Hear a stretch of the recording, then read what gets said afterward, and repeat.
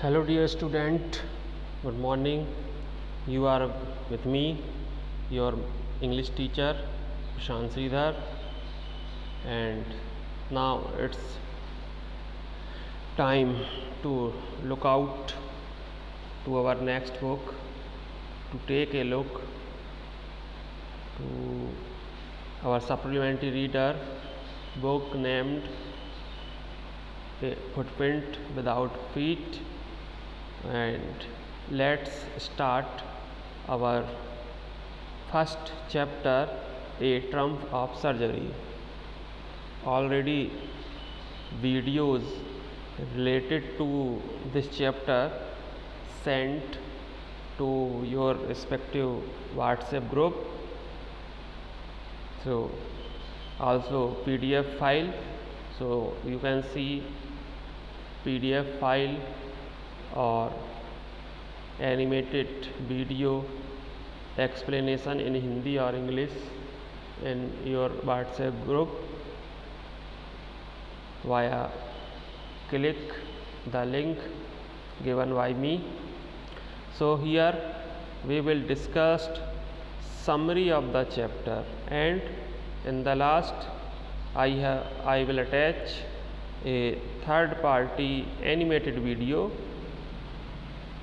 so that you can understand the chapter better. So let's understand summary of the chapter. The name of the chapter is A Triumph of Surgery.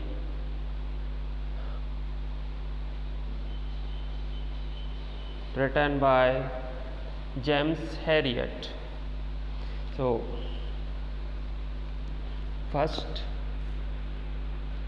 part of summary, Tricky's illness.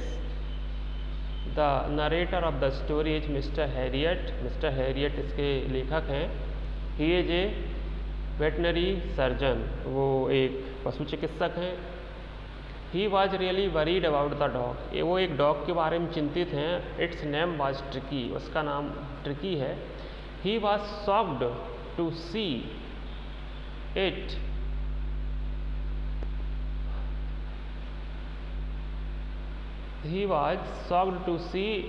with its mistress. उस dog को अपनी mistress मालकिन के साथ देखकर वो बड़े चिंतित हैं. It had become hugely fat. बहुत अधिक काफ़ी मोटा हो गया है वो. Its eye had become red. उसकी आँखें जो हैं वो लाल हो चुकी हैं. Its tongue came out from its jaw. और उसकी जीभ उसके जबड़े से बाहर आ रही थी. It was in a state of disease. और ये एक बीमारी की अवस्था जो पशुओं में पाई जाती है उसके लक्षण थे. Second, Tricki's mistress made Tricki ill. और ट्रिकी को बीमार किसने किया था? उसकी मालकिन ने किया था. The mistress of the dog was Mrs Pomfrey. Mrs Pomfrey उनका नाम था जो मालकिन थी उस डॉग की, ट्रिकी की. She told mister Herriot that the dog seemed to have no energy. वो बताती हैं, जो डॉक्टर हैं मिस्टर हैरियट, उनसे बताती हैं कि इस जो ये डॉग है, ये जो ट्रिकी है, इसमें ज़रा भी एनर्जी दिखाई नहीं देती है. So she gave it more malt and cod liver oil and a bowl of Horlicks. इसलिए वो माल्ट देती हैं और जो कॉड लीवर तेल होता है और हॉर्लिक्स का एक कटोरा भर के भी देती हैं. मतलब अत्यधिक उसकी भोजन उसको कराती हैं. She also gave it some cream cakes and chocolate. Despite Harriet's refusal मना किया था डॉक्टर हैरियट ने कि ये सब नहीं देना, उसके बावजूद भी उन्होंने क्रीम केक्स और चॉकलेट उसको ट्रिकी को खिलाया, मिसिस पम्फ्री ने. It was a rich diet. ये बहुत ज़्यादा खुराक थी. Third, Herriot warning to Mrs Pumphrey. Herriot looked at the dog again. फिर से उस डॉग को देखते हैं वो. Its big trouble was that it had become greedy. और इसका भी एक ये दुख की बात ये थी कि ये भी ग्रीडी हो गया था, लालची हो गया था खाने के मामले में. It did not refuse food. जब उसको अच्छा भोजन दिया जाता स्वादिष्ट तो मना नहीं कर पाता, जबकि ओवर ईटिंग हो रही थी।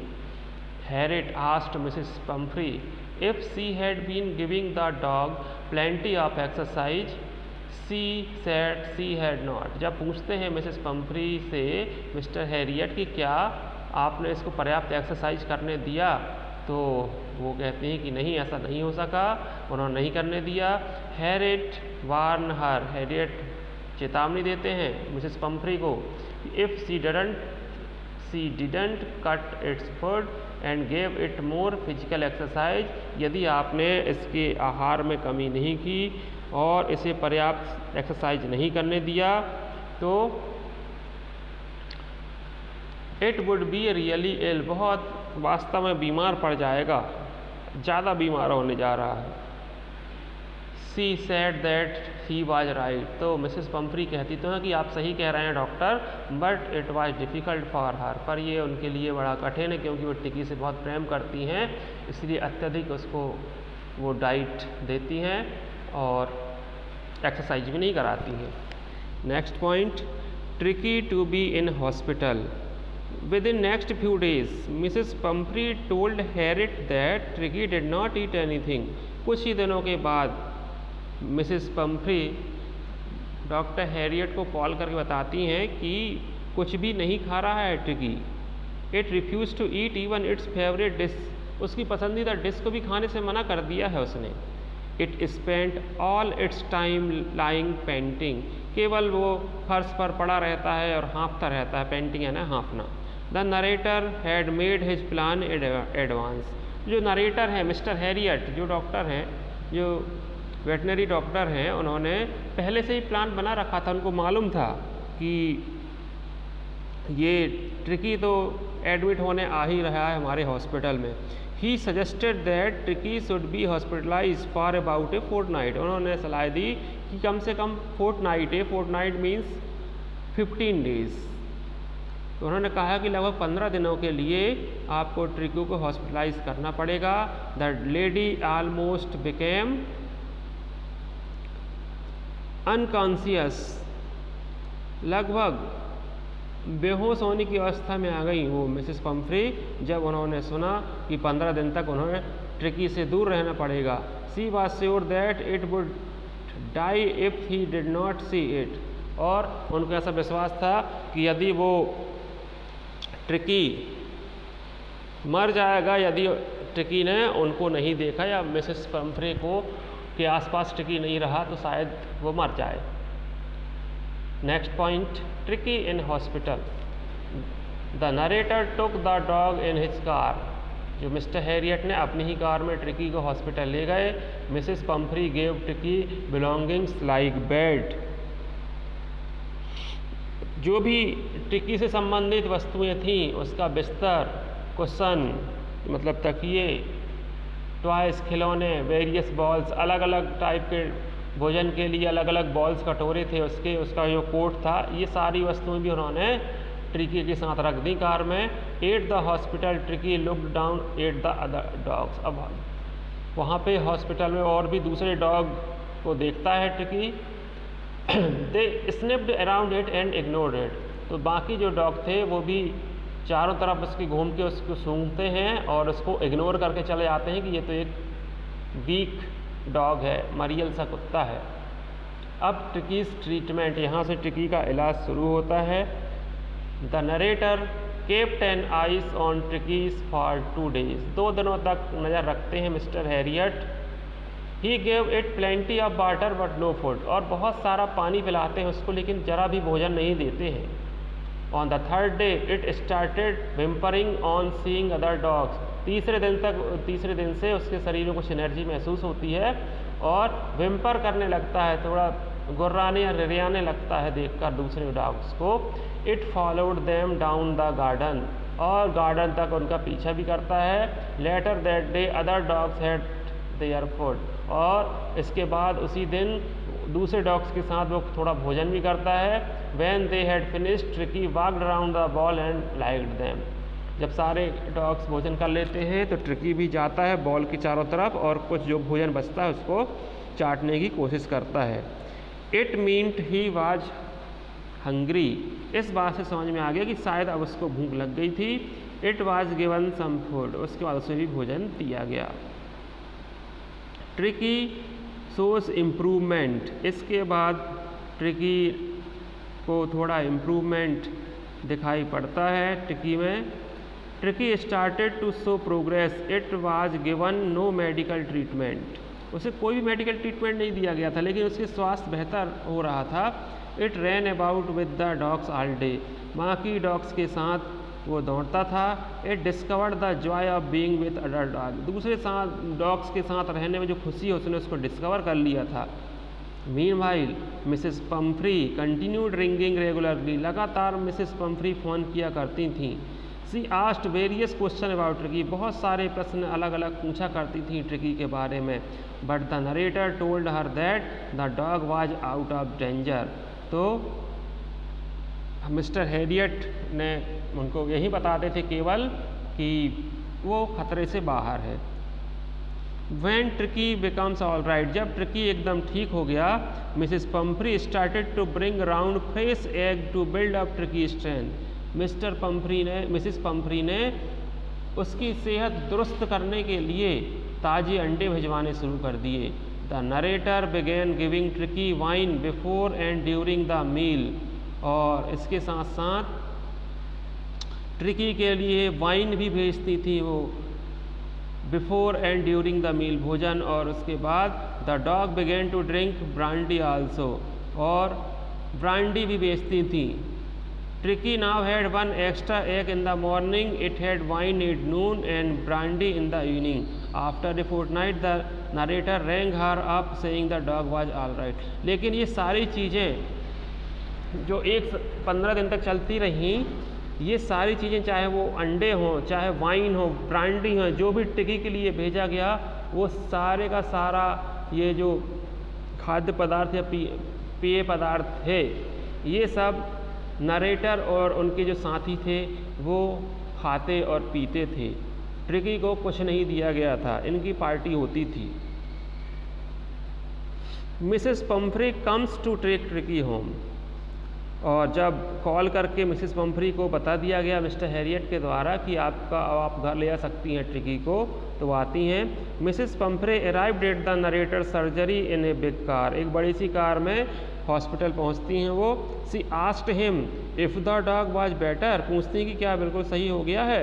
The narrator told her that the dog was fine, बहुत सही था ये, उसमें कोई प्रॉब्लम नहीं थी। He would bring it to her, वो अपने साथ ले जा सकेंगी। When Tricki saw its mistress it ran into Mrs Pumphrey's lap, जैसे ही ट्रिकी ने अपनी मालकिन को देखा, जाके सीधे उनकी गोद में बैठ गया। It began licking her face and barking, भौंकने लगा और उनका चेहरा चाटने लगा। अब लास्ट पार्ट देखते हैं। Tricki's cure a triumph of surgery, the narrator help the driver to bring out Tricki's various thing, driver को भेजा गया जो भी सामग्री ट्रिकी के साथ जो भेजी गई थी, जो कुशन थे, बेड थे, बॉल्स थी और इसका कोट था, तो जो हमारे नरेटर है मिस्टर हैरियट, उन्होंने मदद की ड्राइवर की कि वो सारी सामग्री लाने के लिए। These were Tricki's bed toys cushion coat and balls, they had not been use, उनका कोई उपयोग ही नहीं हुआ था क्योंकि ट्रिकी तो बाकी डॉग्स के साथ जैसा वो रहते थे वैसा ही रहता था। As the car moved away, जैसे ही कार चलने लगी, Mrs Pumphrey lean out of the window, Mrs Pumphrey खिड़की से बाहर निकल के कहती हैं, लीन यानी झांकना, झांकते हुए। Tears on in her eyes, आंसू, उनकी आंखों में आंसू थे। हर लिप्स ट्रेम्बल, उनके होंठ काँप रहे थे। सी told the narrator that it was A triumph of surgery, वो अपने लेखक से मिस्टर हैरियट से कहती हैं मिसेस पम्फ्री कि यह तो सर्जरी की विजय है, इससे बेहतर सर्जरी नहीं हो सकती थी। इस तरह से ये चैप्टर एंड होता है और इसको हम एक छोटे एनिमेटेड वीडियो के माध्यम से समझने का प्रयास करते हैं। तो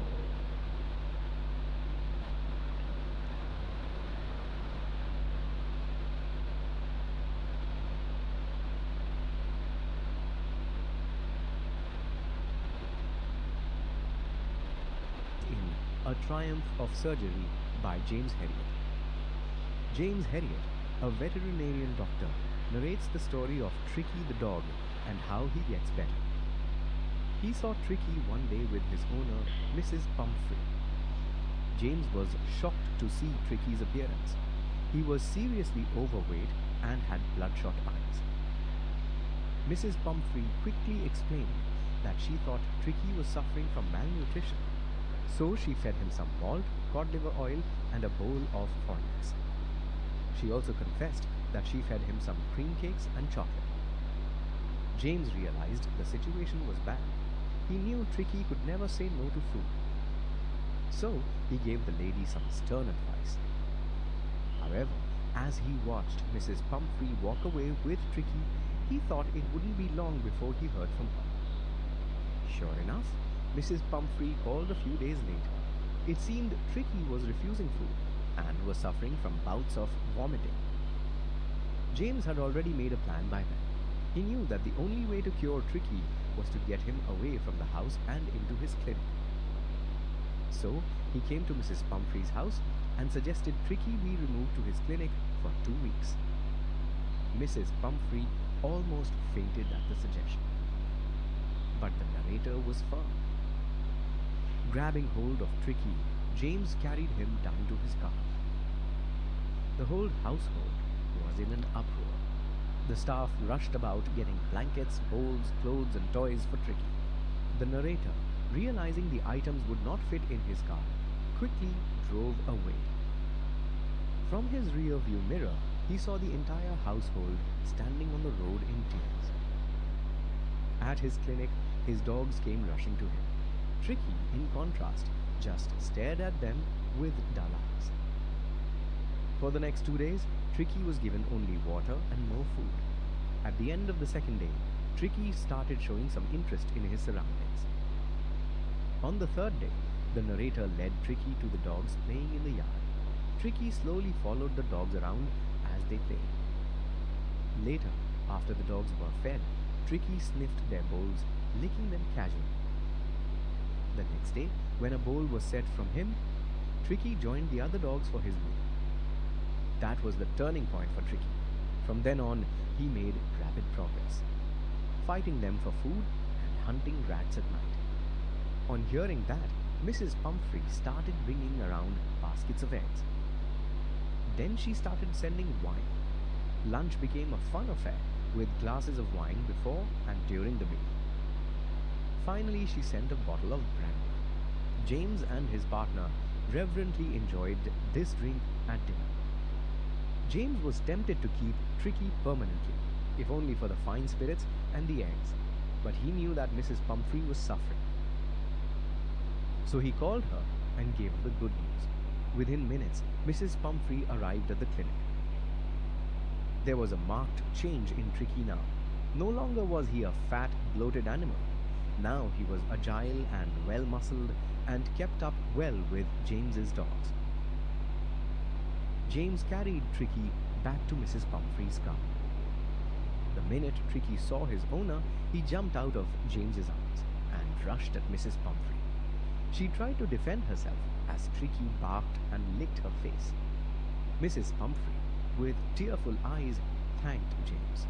She believed it was triumph of surgery.